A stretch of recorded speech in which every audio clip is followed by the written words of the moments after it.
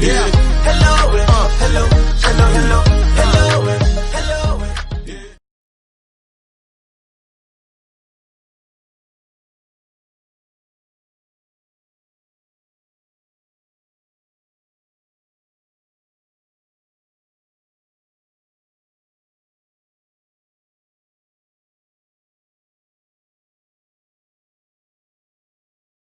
Specific room, I chose butterfly stickers.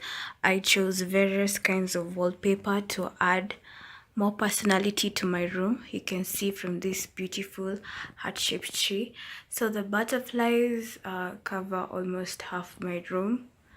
I really liked them, so I bought a whole lot of them. The reason as to why it's important to add elements that you like is so that will be you will be able to feel that the room is yours, and you take it as more of a responsibility since the space is your own.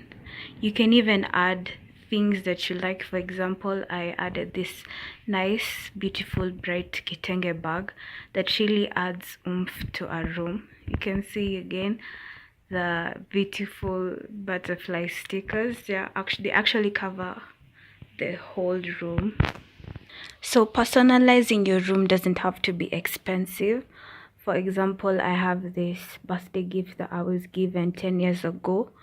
Even if I'm not 11 years or 10 years anymore, it still does give gives give a soft touch to the room. And also this beautiful brightly colored bear.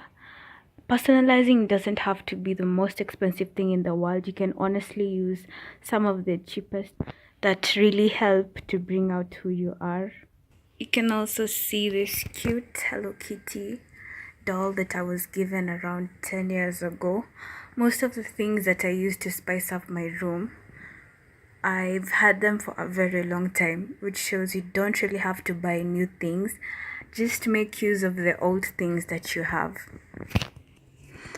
You can also use fashion statements. For example, this black hat. Even though it's not exactly for fashion, I do use it to add spice to my room. And if you can't see very well from the lighting, my room is baby pink and some lighter shade of brown. If I haven't mentioned before, it's also important to choose a color scheme for your room. Mine is specifically pink, so everything I have has a touch or a tone of pink to it, and you can see from my curtains they're pink as well and have flowers on them. As long as what you have brings out who you are, it should be enough to personalize your room to the degree that you'd want.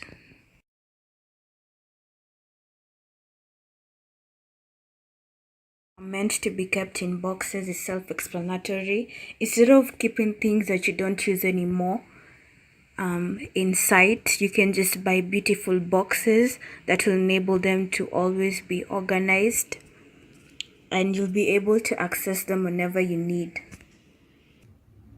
There's no specific way that your box is supposed to look. Whatever fits your fancy, whatever color, whatever design, whatever shape, whatever size, as long as it keeps your things well organized, neat, and safe, you're safe to buy it. So for a cheaper alternative, if you don't have the money to actually purchase these kinds of boxes, you can just use the normal old shoe boxes that normally come when you purchase a new pair of shoes. It's a much cheaper version, even though it won't be as fancy as the other one.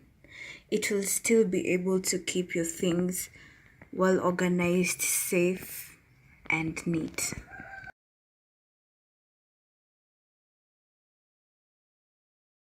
Specific place for everything is self-explanatory, but to expand further, you need to have a specific place where you put that specific thing all the time. This is especially helpful if you're a person who tends to lose their things very easily. It can apply to almost everything. For example, I have a specific place where I also put all my belts so I never have to struggle looking for them. A dominant place where I put one of my purses that I really like. It's important to also have tools that enable you to be organized all the time. I really like wall hooks because they're so cheap, they're so easy to keep, and they help you to be able to maintain everything that you have.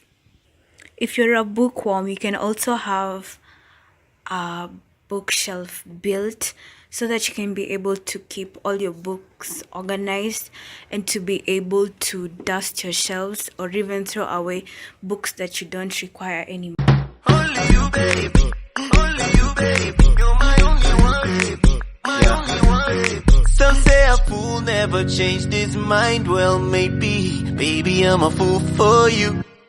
Mapenzi kipofu,